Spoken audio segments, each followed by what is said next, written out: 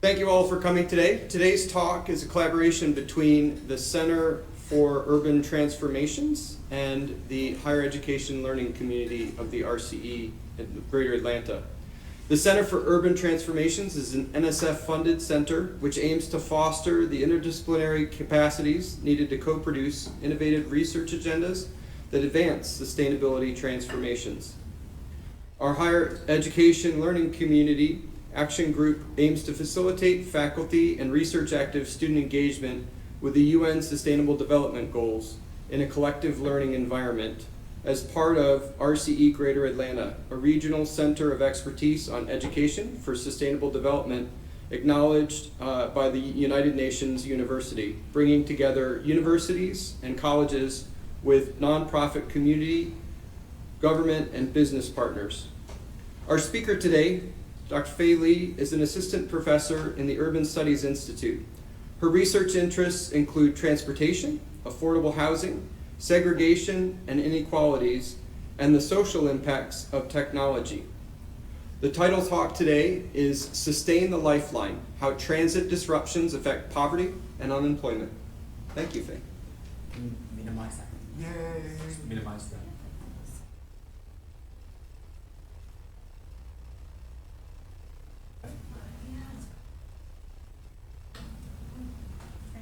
Thank you, Michael.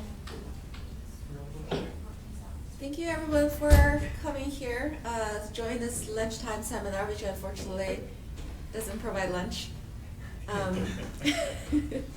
So I'm going to be talking about public transportation. This is mostly based on Metro Atlanta, but it doesn't only involve MARTA, but also some of the local county transits.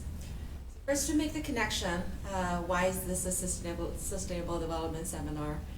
Because the first of 17 Sustainable Development Goals says no poverty, and here we're going to explore how transit can play a role in mitigating poverty. So the theory between the relationship between transit and poverty, we kind of summarize that in two categories. And one is talking about the spatial mismatch between jobs and housing, and how transit can help there, bridging the gap and bringing people to jobs.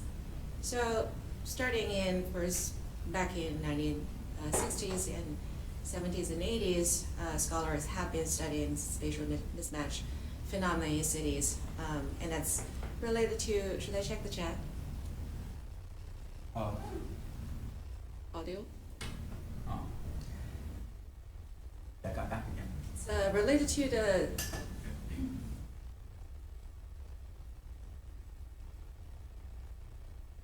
suburbanization and concentrated poverty in inner cities, and how people trapped there are having difficulties getting jobs. So that leads to unemployment and then poverty.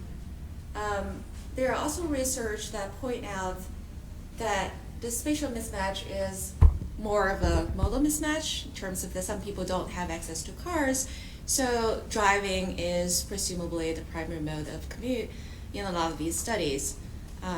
And oftentimes policy recommendation is we should expand access to cars. Whereas there are also studies showing that transit could also play a significant role, even if it's considered slower, less reliable, less efficient than just everybody driving to their jobs.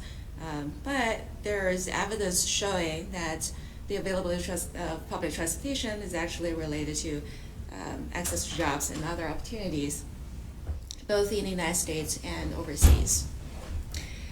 On the flip side, there can also be inequitable access to transit, which is correlated with socioeconomic status. So we can get the audience out. Sure.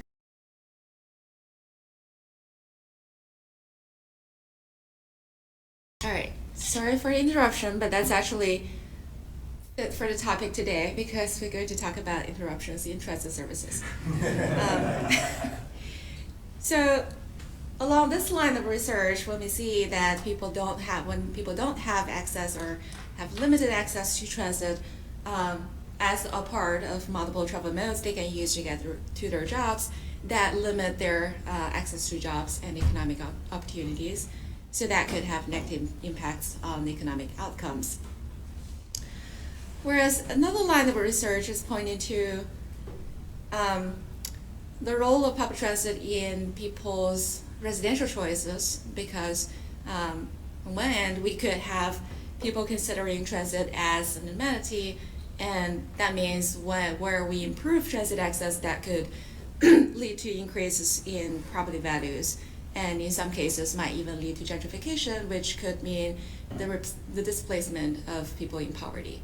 So in there, we are predicting, I guess, a negative relationship between transit and poverty, because poor people are pushed out of those neighborhoods with better transit access.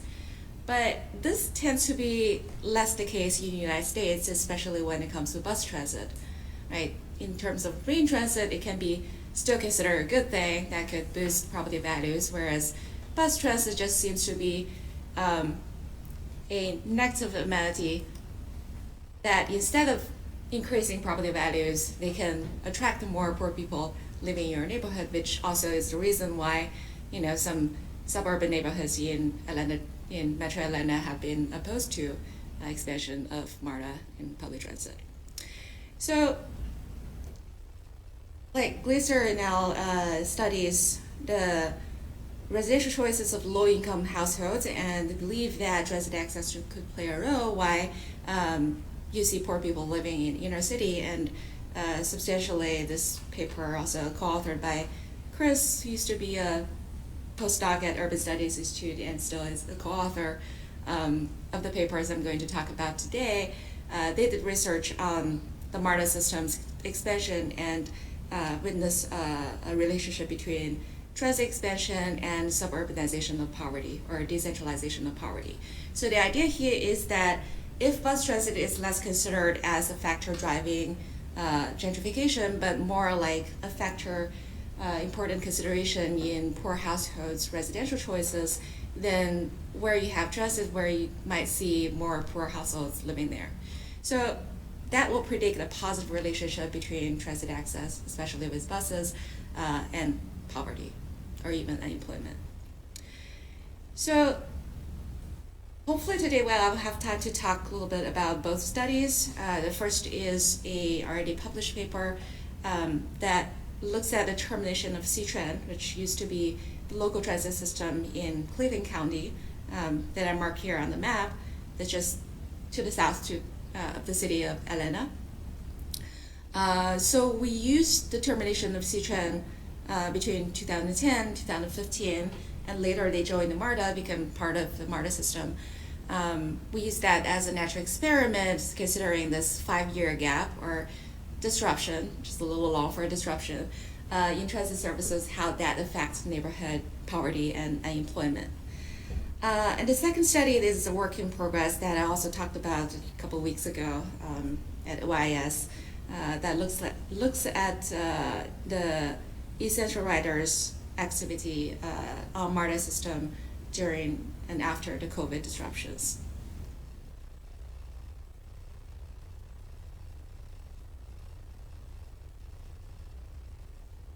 So this first study, again, co-authored with Chris Wyszykowski, who's now working at MARTA as Director of Customer Insights. We looked at this termination of C-Tran. So C-Tran has been running in Cleveland County in the first decade of 21st century.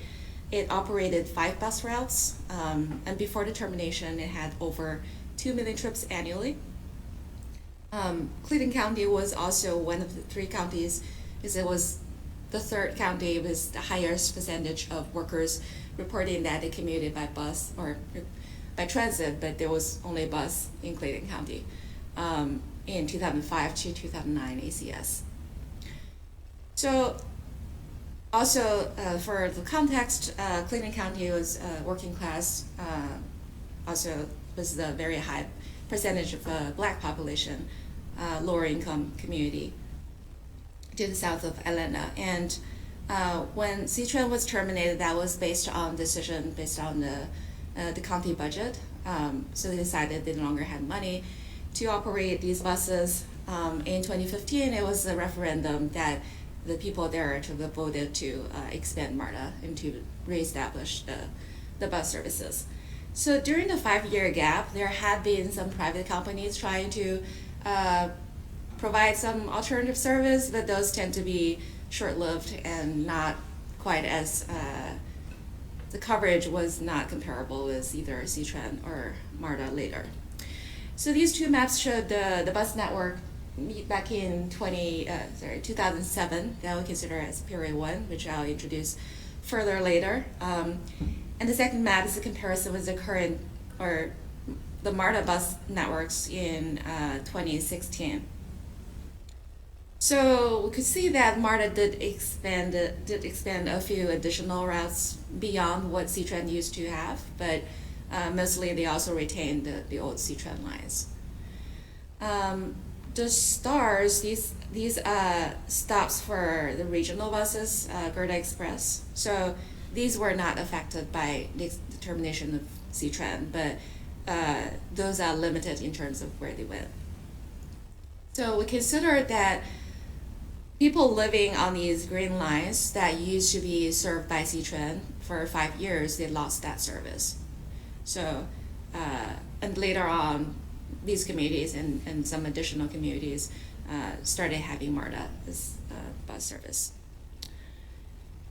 The research question here obviously is, how did this disruption or termination or absence of local bus services affect employment and poverty in Cleveland County? And our contribution to the literature is that I think we are the first to use a natural experiment to examine the causal linkage between bus transit and poverty and unemployment. There is this interesting study, Tyndall in 2017, he examined what happened after Hurricane Sandy. So there was one train, the R train was closed for about a year in New York City because of the repairs needed. And they found that it was linked to a significant increase in unemployment along the routes. But we consider that that's just like one line in a very transit-rich city. And also there is a difference, as we argued before, between train and the bus. One is seen more as a positive and the other possibly negative amenity to neighborhoods.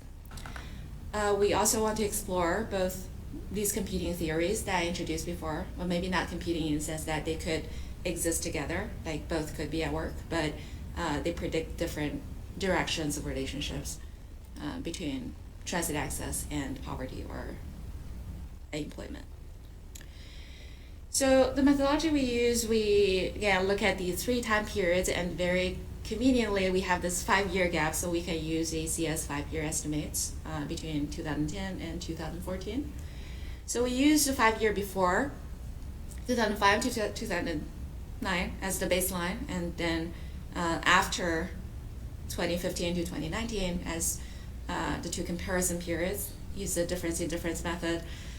We also use propensity score matching to choose the census tracts from the rest of Atlanta. Atlanta is defined in the 11 county area by RSC as controls, because we do recognize that a lot of neighborhoods around Metro Atlanta are very different from those in Cleveland County. So here are just a conceptual model showing our 2 hypotheses. Basically, if we think there's absolutely no effect from the termination of C-Tran on poverty or unemployment, we should see something like in the first graph over here. We do recognize that there are a lot of macroeconomic trends going on. So with the recession and recovery afterwards, we naturally would see a bump in unemployment in period 2, which is the treatment period.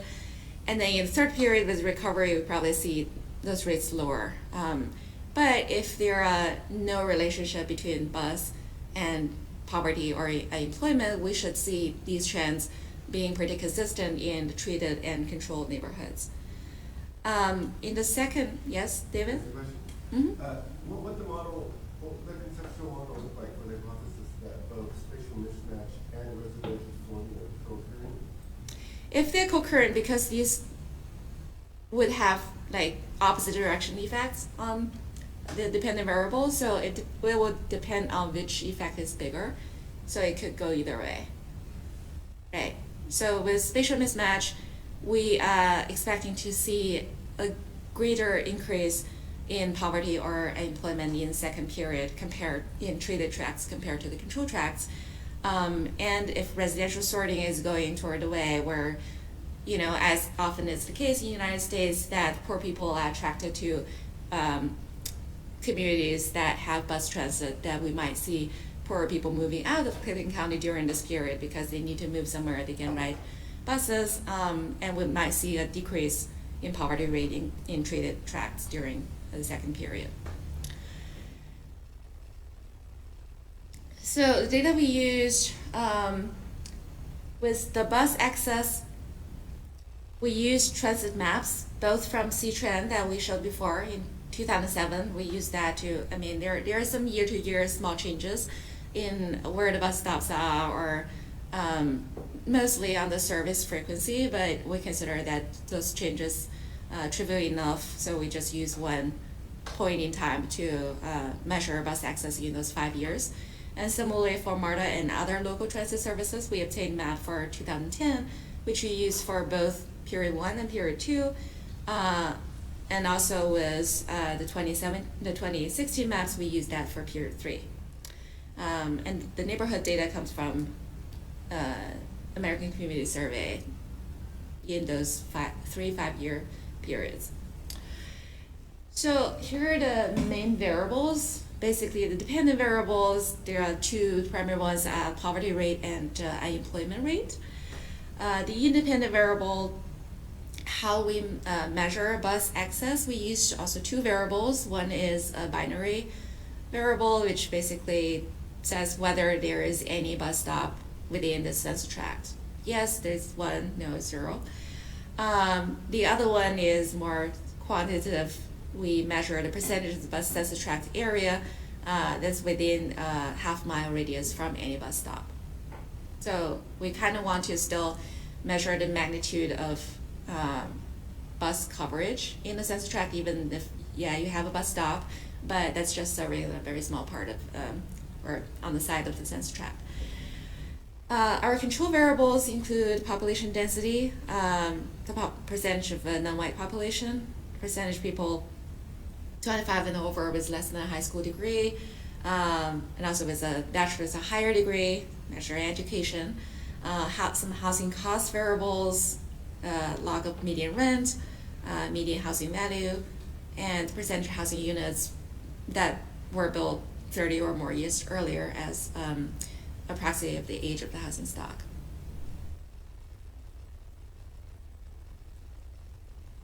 So here's detail how we did propensity score matching. We created 2 scenarios. One is considering the entire Clinton County as treated, right? So this termination of bus services happened in Clinton County, so we consider the whole county as treated. And the second one, we only consider census tracts that had any bus stops before 2010 as treated.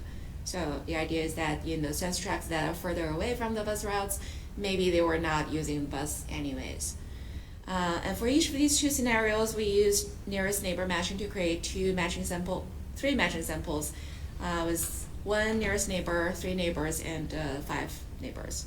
So combining those 2 scenarios and 3 matching samples, we have a total of 6 matching samples, and we ran the same models on all 6. We also excluded, in this step, we excluded all census tracts outside Clayton County that experienced any substantial changes in bus access. And by substantial changes, we meant either it had a bus stop before 2010 and it lost that bus stop in 2016, or it had no bus stop in 2010 and it had a new bus stop in 2016. Because we really want to focus on the changes in bus access within Clayton County.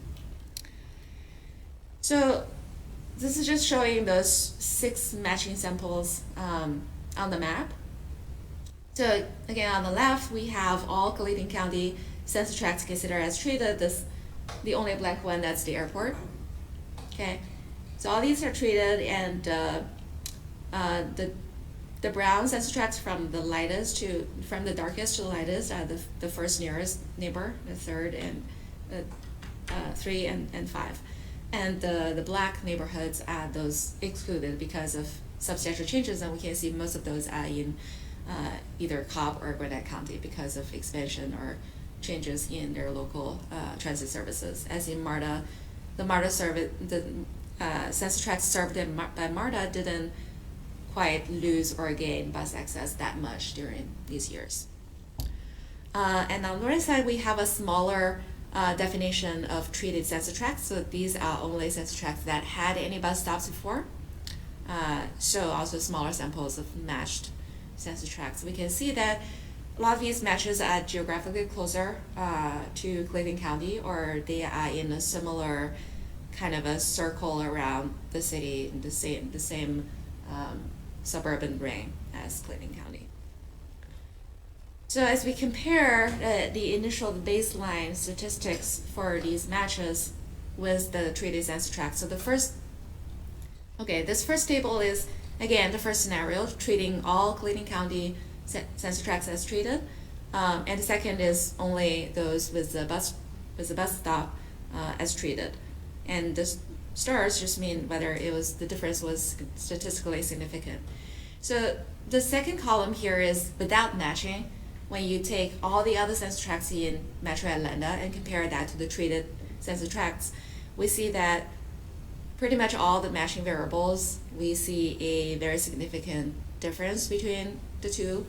So that means it's problematic if we just compare Clayton County census tracts to all the rest of Metro Atlanta. But in the matched samples, especially in the 1-to-1 matches, like the first one here, just 1-to-3 and 1-to-5, pretty much all these are matched pretty well. Like only one or two, only one is like marginally significant on the 10% level. So we consider matching pretty successful.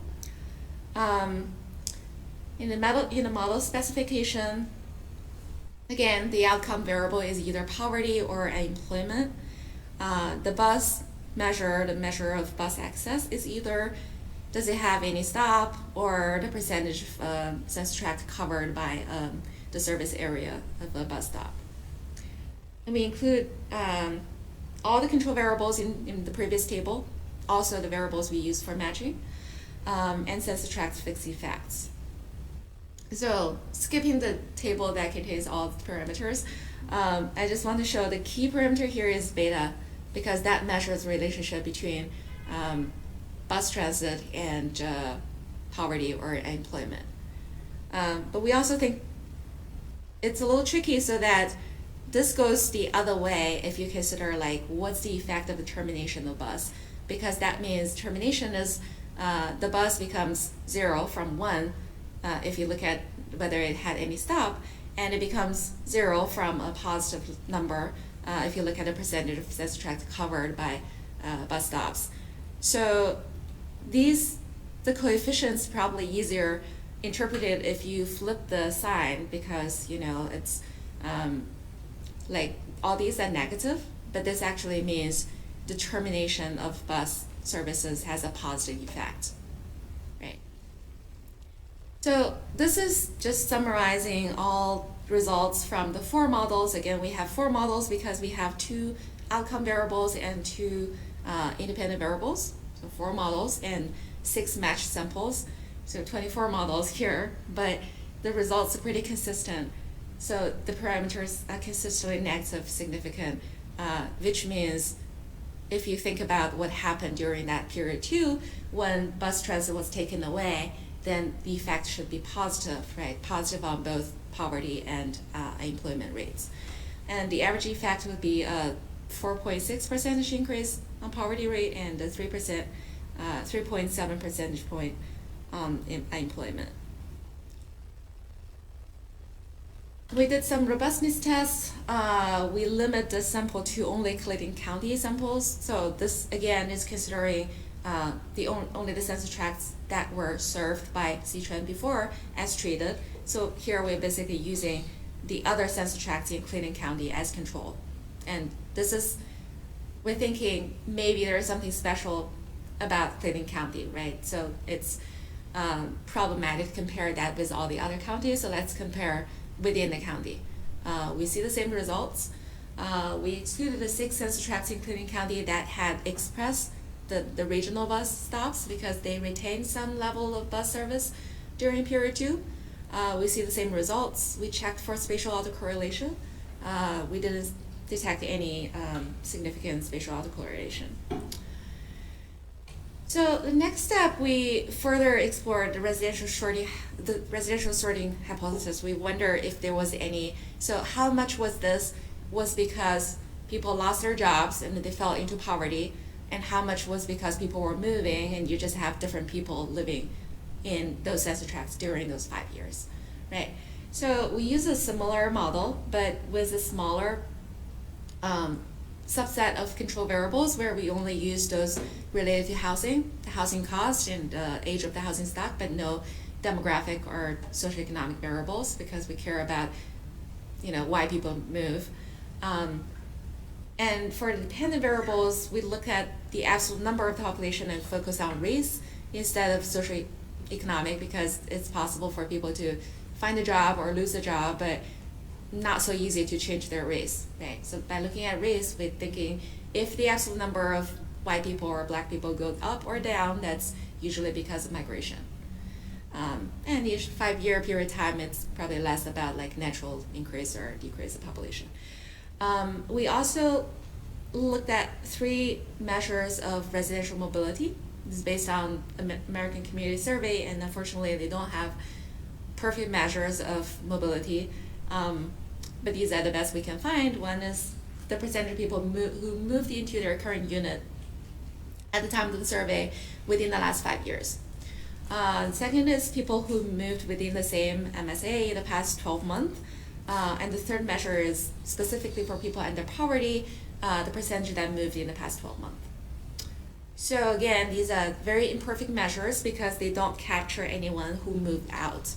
These are only people who currently, during the time of the survey, who live in the census tract. Okay, so again, this is just summarizing the key coefficient here, which is this. So again, if we see a negative result that means the effect of period 2 is positive. If we see a positive result here, that means that specific dependent variable goes down in the second period. Okay.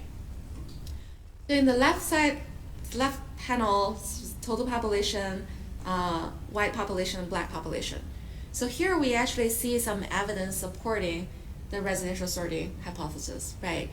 We see that the percentage, well, maybe a little less about whether there was a bus stop, but the percentage of a census tract covered by bus service is negatively related to number of white population and positively related to a number of black. Because in total population, it's kind of less clear whether this termination of local bus service led to any outflow or inflow of people in general, but although there are like maybe 1 or 2 of the coefficients being marginally statistically significant. So again, because we're including the fixed effects, this is less about comparing between census tracts. This is less about how people, white people tend to live in neighborhoods with no bus service or with less bus service, or black people tend to live in neighborhoods with more bus service. But this is looking at the temporal change.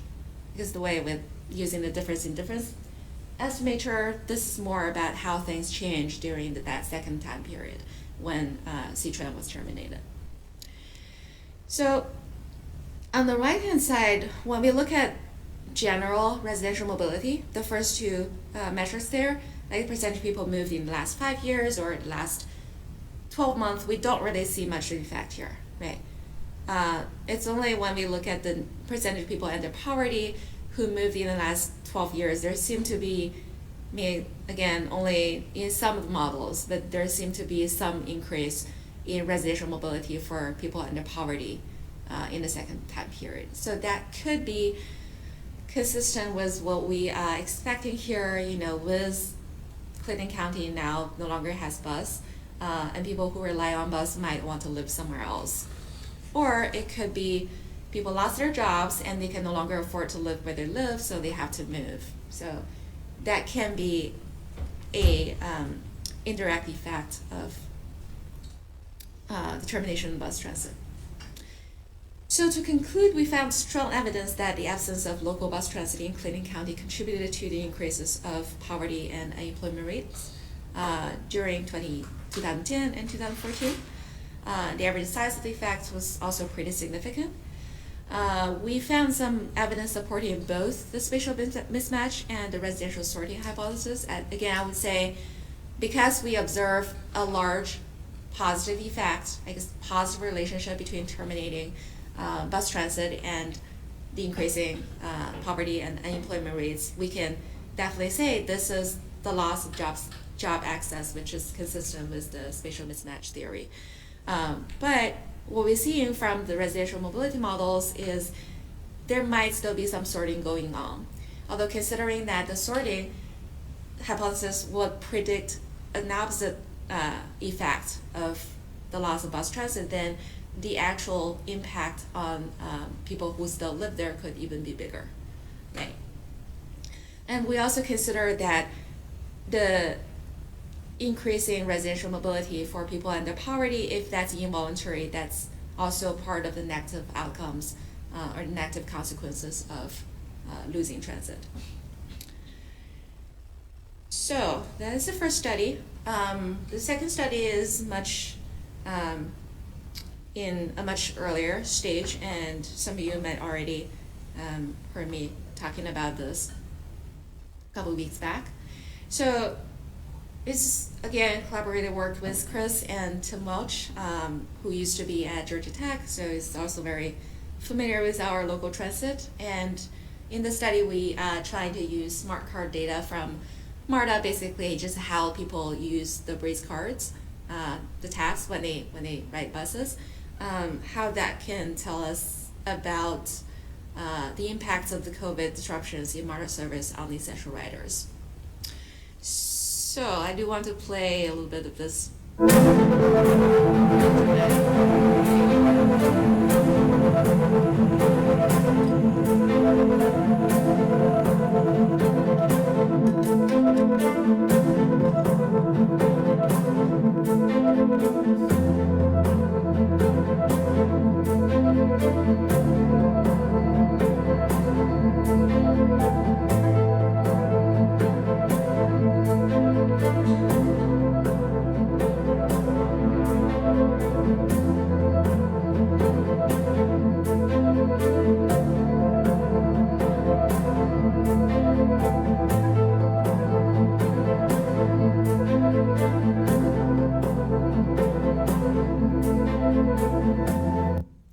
So that was a video that MARTA posted on their website back in the very early days of the COVID pandemic. Not sure if that dramatic music was able to bring you back to what we experienced back then. So the brief timeline was things happened very quickly in March and April 2020. So with the lockdown or shelter-in-place orders in the city and state, MARTA quickly decided to cut their services on the essential routes here, 41 essential routes, and they basically suspended all the other routes from April 2020 to pretty much April 24th, 2021.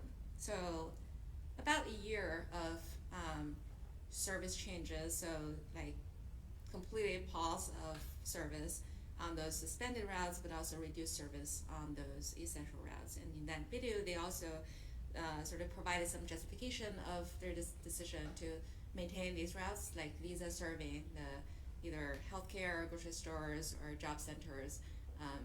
But what about where people live, right? What about where their essential riders live? It'd be. Oh, really? Can we adjust that? Is that audio volume went down after video? Oh, okay. Not sure what I did. So that could,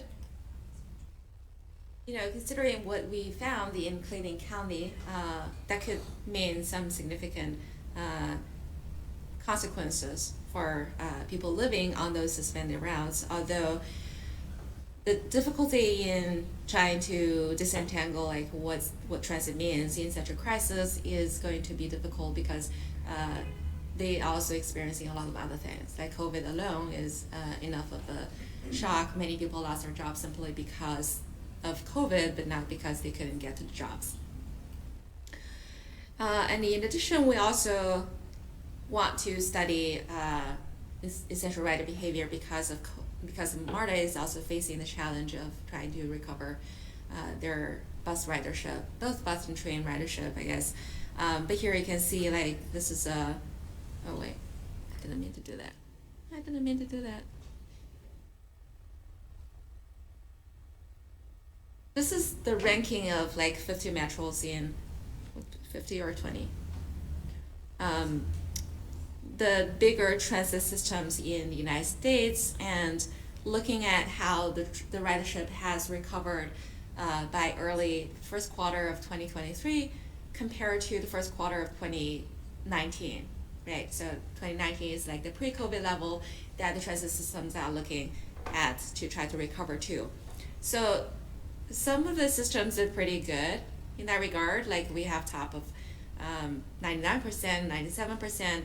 So the color here, the orange bars, meaning the transit system was like relatively low ridership. The blue is high ridership cities. And so Atlanta being a low ridership city, meaning very few people ride MARTA like in their day-to-day life. Few workers use MARTA for commuting. They also are among the bottom 5 in terms of ridership recovery. And this is just MARTA's own map, MARTA's own chart showing how bus ridership was doing. By January 2023, it was still down 43% compared to the average weekday in February 2020. We also don't see, like in some cities, we see what shape that is, a tick shape where you have the ridership just went down quite a bit after the initial lockdown, but then it recovers gradually, so it increases gradually. But here in MARTA ridership, we don't even necessarily see that. We see it got pretty steady or stagnant afterwards. So here we want to explore to what extent has the pre-pandemic riders returned to MARTA. We expect that riding just got down quite a bit, not only because of service changes, but also because people were avoiding public transit in general, right? Because the concerns of social distancing, COVID infections, and all that. But nowadays, I think that's mostly a thing of the past. People no longer wear masks on transit, although we might still have some concerned riders. But we would like to know how much ridership has recovered for these people who regularly use MARTA before the pandemic.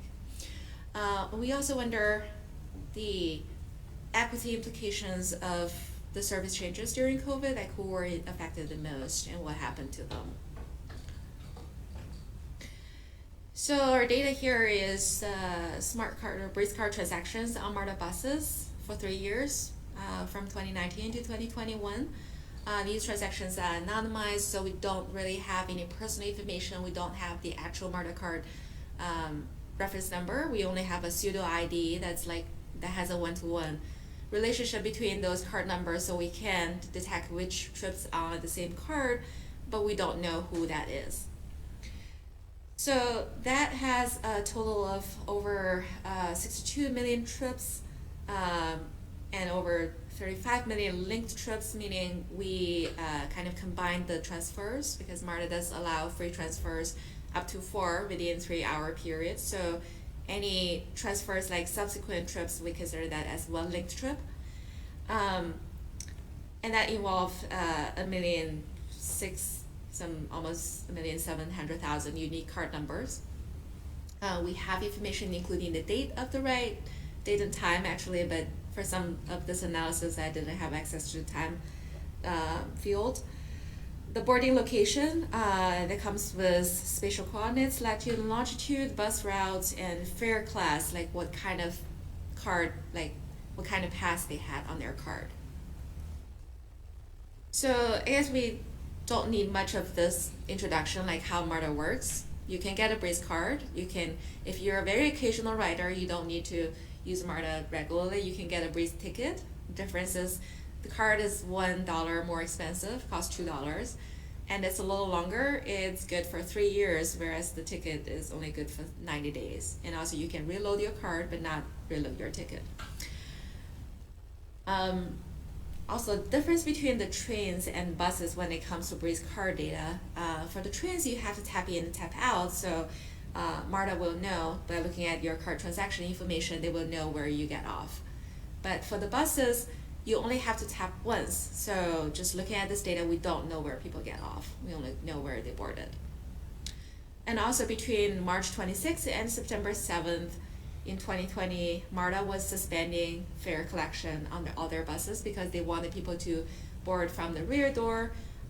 They wanted to install those plastic shield for the drivers to protect the drivers. While they did that, they basically said, okay, buses are for free. So they had no information on Breeze card during that time. So, well, that's pretty obvious here. As you see, you look at the card tabs, that was basically 0 during those 5 months-ish. But on both sides of that period, we see a pretty similar pattern as in the bus ridership chart that we've seen before, right? After the lockdown, we see the ridership sort of hovering around half of the pre-pandemic levels. So when we separate that by different rider categories, so this is from the fare class information, right? We can split people using Breeze cards, people using Breeze tickets, and CCT is very small amount of people using COP Transit that they use their pass to ride MARTA. MARTA contractors and employees, K-12 employees using paratransit, reduced fare, U-Pass faculty and students, these are university passes.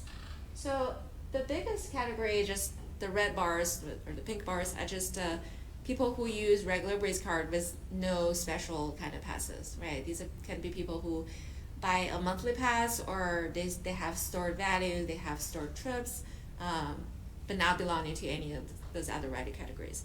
And the second biggest is reduced fare. People using MARTA reduced fare, these are mostly seniors or people with disabilities.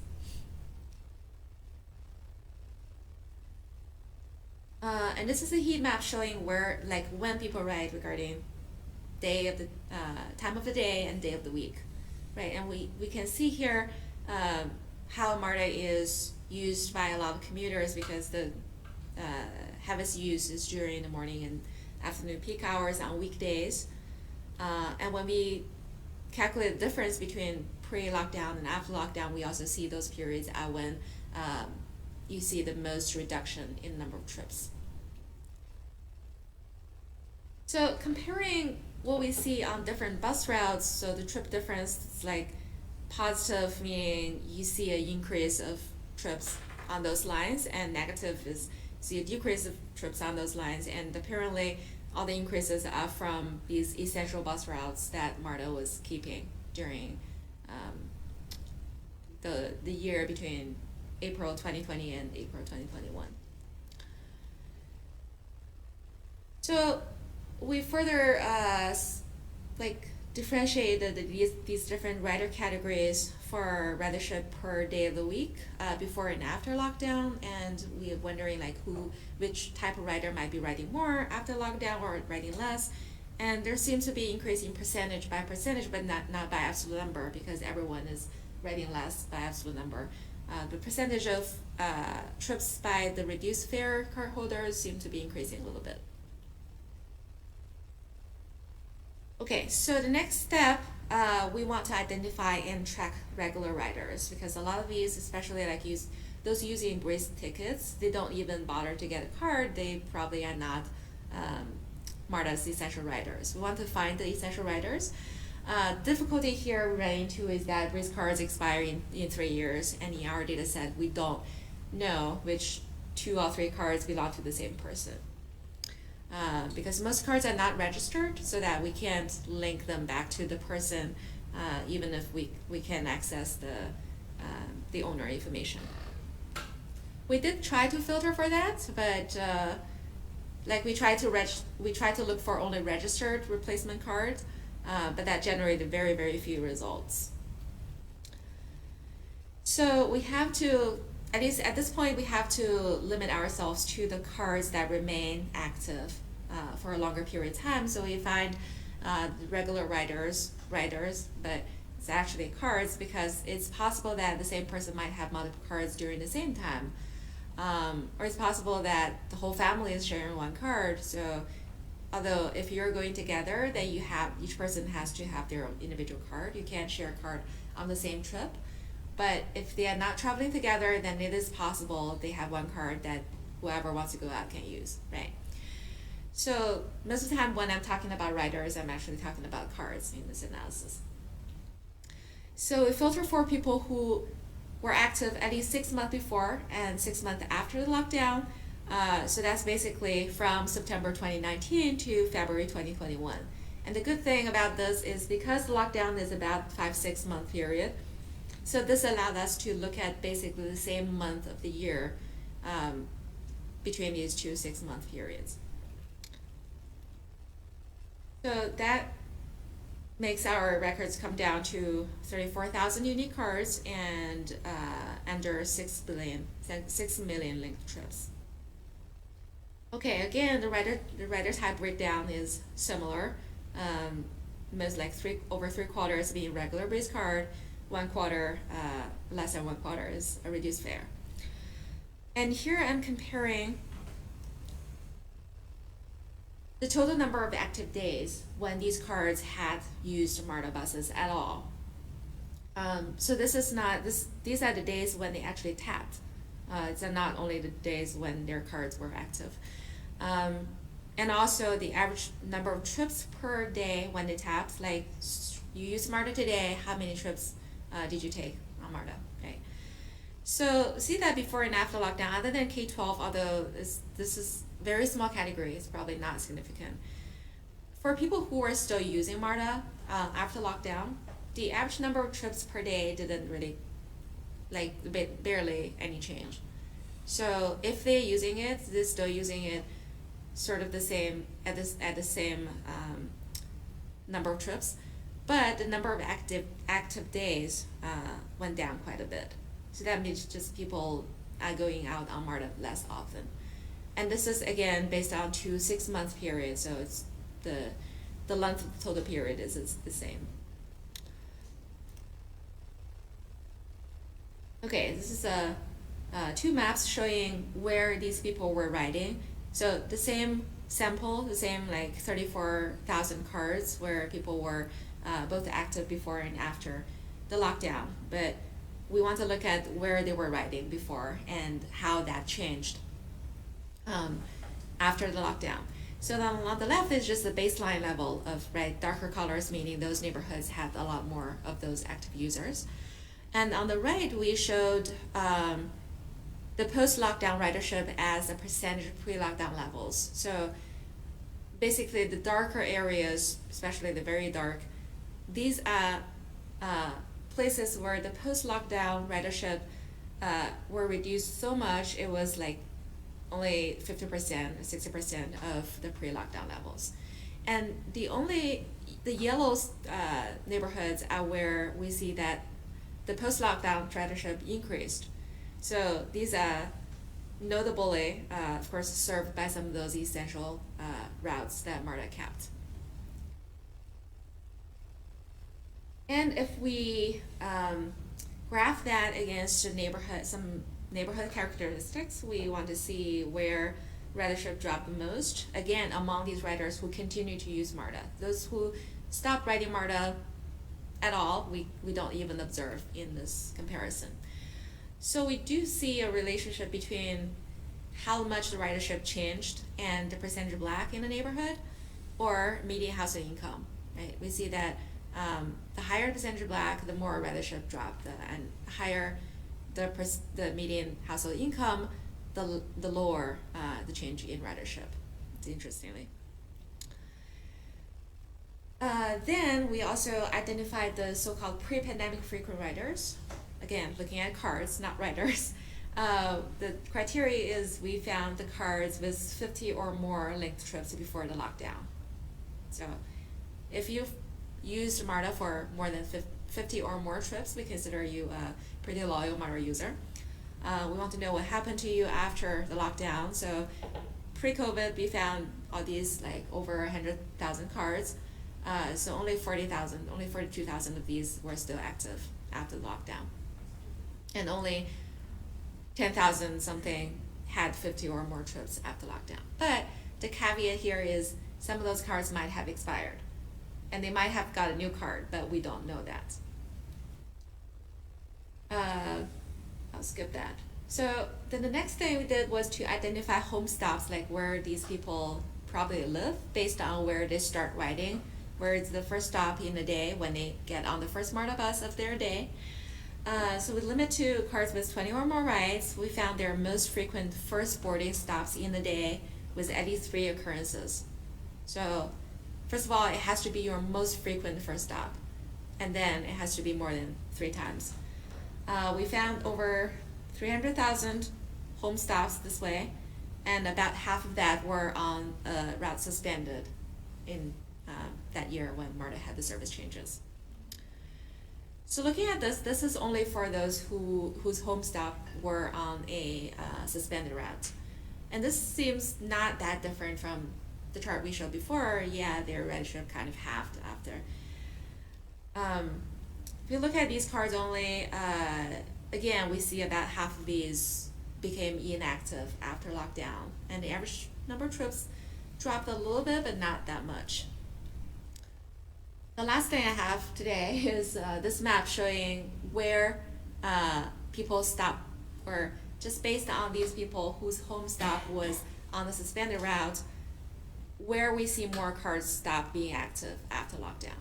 Okay, so on this map, the darker spots, you see first of all of these spots were on the yellow routes, because yellow routes were the routes suspended during pandemic, and the purple routes were considered decentral routes. So the darker spots on the yellow routes were the home stops where we see a larger number of cars stop being active after the lockdown. So consider these are probably the neighborhoods or the stops where riders are more affected. But what that means would be the next step, that we have to look at those neighborhoods and maybe try to discern what happened and what might be the consequences on if we still want to look at poverty and unemployment, although at this point, again, like I said, it's hard to differentiate that from the effects of the COVID-19 pandemic alone. So we might still want to do some other type of matching to try to find comparable neighborhoods that didn't lose MARTA service, but even on the essential routes, they still had only reduced service. So we are at this point, and I would love to hear from you if you have any suggestions or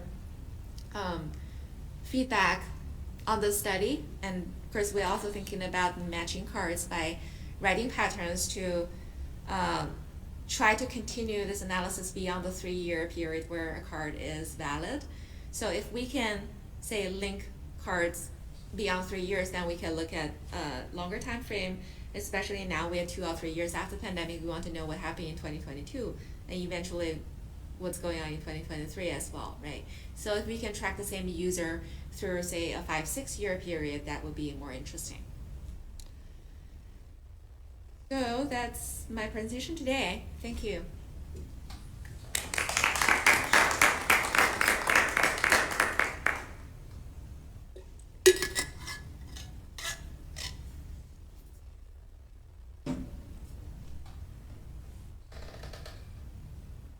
Who wants to start us off? I love that. But I have actually an odd question for you, Fei. Sure. Less about the study you just presented. I want to hear you talk about, based on this expertise, some recommendations from what you've learned. So less about, I'm not asking about, what you presented to us was kind of like a very good understanding of what it looks like and what the problem is, potential problems. How does this inform solutions, potential interventions? you started us off by talking about this and how it's linked to poverty SDG. Yeah, can you kind of, how does your thinking kind of make that link, that connection to actually solutions and inventions? What should be doing recommendations? Sure, the normative stuff. Yeah. So obviously, as You should probably repeat the question for the folks who are in Zoom. Oh. all right, so David asked a question about, so we've seen what things are like, then what should we do to address that, I guess. Does that sum up your question? So obviously we proposed in the paper and also in a lot of other research, as a bunch of transit advocates, we want to raise the awareness that transit is very useful and essential, and not only to like the marginalized members of the society who end up using transit because they don't have a car or because whatever they can't drive, but it's important for the community itself as well. So we want to advocate for more support for public transit, which is often an issue in this country. So especially with, as we've seen, the ridership drop, that the slow recovery, the financial problems facing many transit agencies in the country, that makes the sustainability of public transportation in question again. And what could that mean to the communities and people being served by the transit system is what we're trying to highlight here. So we want to get more support for transit. Want to argue that is a wider social benefit that we can obtain by supporting transit. So that goes beyond how profitable transit system can be and whether they should be subsidized. And our answer is obviously yes. And to what extent do you feel that at the policymaking level there is an understanding of this kind of research and the issues that you've identified? Yeah, my understanding is, I think after, like I mentioned, I think our paper is quite one of its own in terms of looking at bus transit and its economic impacts on communities. So we did get quite a bit of attention after the paper was out, and I was hoping that would help the policymakers think about this differently, because this is some solid empirical evidence that we didn't quite have before.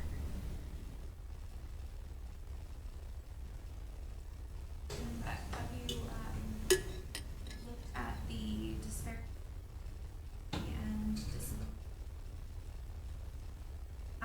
in conjunction with these bus disruptions, and those impacts were disproportionately felt?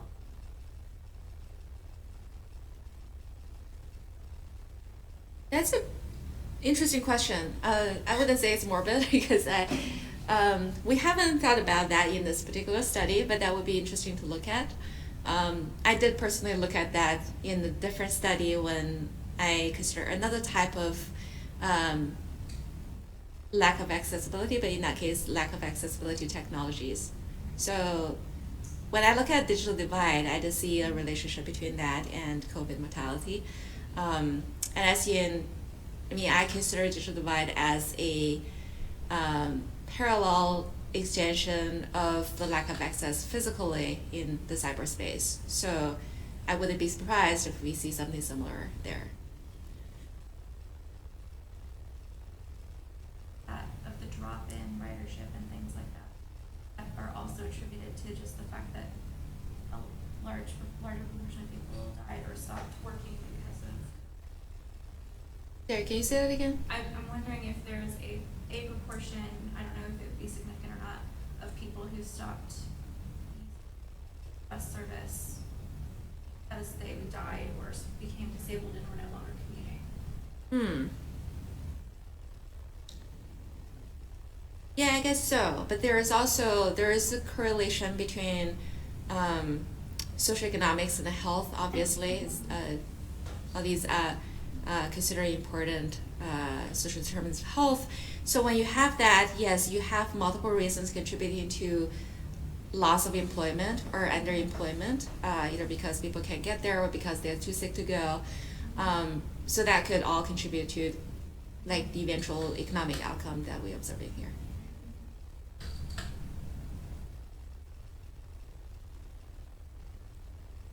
Following the debate about public transit in this region for several decades now, it seems to me that the predominant policy view about public transit is that it's a welfare service to assist people who have no other choice about transit.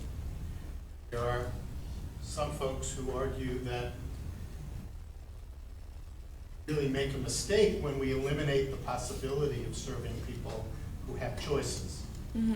I wonder what the results of your how you see the results of your first study informing that debate about whether public transit is only a welfare service or whether it's a public service that reaches broadly across the population. I would absolutely agree that public transit can be a service that reaches a broader spectrum of the population.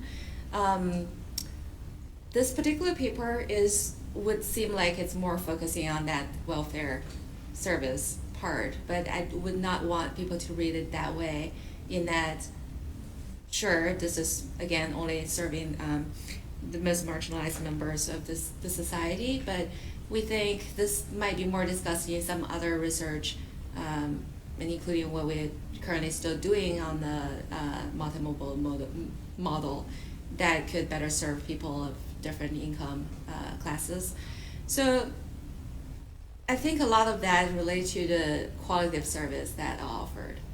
And unfortunately, if we see public transit as a welfare service, that often contribute to even lower quality of service, like less frequency, less reliability, less coverage, people have to walk further, and also the amenities offered at the stations and stops. So I think to balance that, we have to increase the quality, which, again, of course, that costs money and that costs political support, financial support. So we see that by arguing that,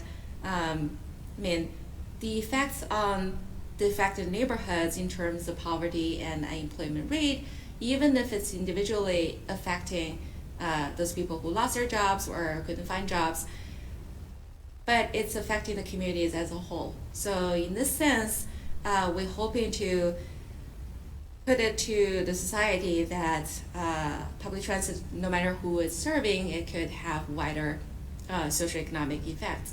But back in how we can make transit more appealing, how we can get more of so-called choice riders, although we had discussion of on this term, I prefer not to use this term, like choice versus captive riders. Right? We had the argument that choice sounds like something good, whereas captive, yes, but I believe that we should have more diverse transit riders. And I think in order to get there, we have to get the resources and support for the transit to improve their quality of service. Yes, I was looking at your numbers and thinking, gee, a 4% increase in unemployment is significant, it's important. Yes. But it's not huge, because there's a lot of people who didn't fall into unemployment because they lost their transit service. So that says to me there are some people there are a good number of people riding who were able to find other ways to make the trips. So the 4% to 3.7, that's a percentage point increase. It's not a percentage increase. So it's basically like if the unemployment rate was 5% before, and now it becomes 8.7%. It's a big increase, but it's not everybody. Yeah, but I guess that's not surprising, right? Not everybody who lose one mode of transport would not have an alternative. So that could show that some of the riders were choice riders that they had alternative that they chose to use transit, or they were forced to find another way. Thank you. Thank you. At the very start, I mean, you put up some existing research. To what extent is your Clayton County, study being replicated elsewhere across the United States, or what's the larger literature context which this is entering into? I don't think it has been replicated because it was quite recent. I did hear from a student that she wanted to try to replicate, but I don't know if she was able to do that.